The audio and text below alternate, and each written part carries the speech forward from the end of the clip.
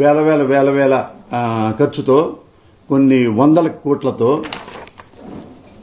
ఇస్తే ఈ రామోజీరావు దీన్ని ఏం చేశాడంటే జగన్ బర్త్డే బహుమతి చెడగొడుతోంది మతి బాగా ప్రాస రాశాడు ఇతనుడు జర్నలిస్టు. గాడి తప్పుతున్న బైజూస్ ట్యూబ్ చదువులు ఇతర వీడియోలు ఆన్లైన్ గెలుపుకు అలవాటు పడ్డారంట. తల్లిదండ్రులు బాధపడుతున్నారంట. అంటే ఈనాడు చెప్పిన ప్రకారం ఏంటంటే ఈ చదువుకోవడానికి పేద పిల్లలకి అవి ఇస్తే అవి చదువుకోకుండా అందులో ఏమన్నా బ్యాడ్ బూతులు ఇట్లాంటి ఫోరన్ వీడియోలు ఉంటాయి చూడు, అవి చూసుకుంటున్నారని చెప్పేసి ఈనాడు రాశారు. ఏ పిల్లోడు ఏ స్కూల్లో ఏ ఇంట్లో ఓపెన్ చేసి ఆ ట్యాబ్ బూతులు చూస్తున్నాడు, చూడకూడనివి చూస్తున్నాడు. ఎవరు చూసుంటారు? చూస్తే రామోజీరావు చూసి ఉండాలి, లేదా వాడి కొడుకు చూసి ఉండాలి, లేకపోతే వాళ్ళ దగ్గర ఉన్న ఒక జర్నలిస్ట్ చూసి ఉండాలి. గోడ దూకి దొంగచాటుగా ఎవరున్నా ఇట్లా చూసేవాళ్ళు తలుపులు వేసుకుని చూస్తారుగా.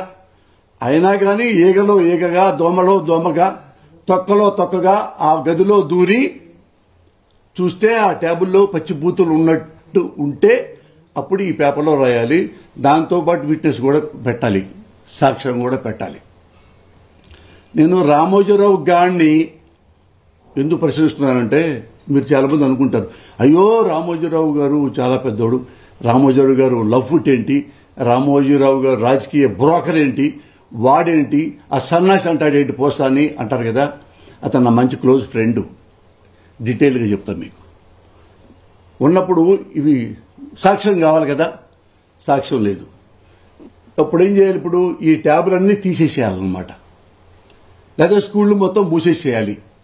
ఆ పిల్లలు పాడైపోతున్నారు కాబట్టి స్కూళ్ళు మానేయాలి, అంతే కదా. ఒరే రామోజీరావు సన్నాసి,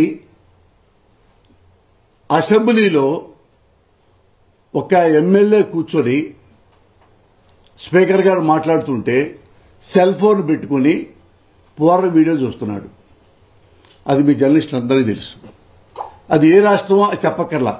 ఒక అసెంబ్లీలో ఒక ఎమ్మెల్యే కూర్చున్నాడు, మిగతా వేరే మాట్లాడుకున్నారు ప్రజా సమస్యలు, ఇతను సెల్ ఫోన్లో పట్టుకుని అమ్మాయిలను చూస్తూ ఉన్నాడు. ఇది తప్పు. ఇప్పుడు ఏం చేయాలి? దాన్ని అతను సెల్ ఫోన్ మొత్తం క్యాన్సిల్ చేయాలా? ఎమ్మెల్యేలు మొత్తం క్యాన్సిల్ చేయాలా? అసెంబ్లీని రద్దు చేయాలా జీవితాంతం? సన్నాసి ఆన్సర్ చెప్పరా?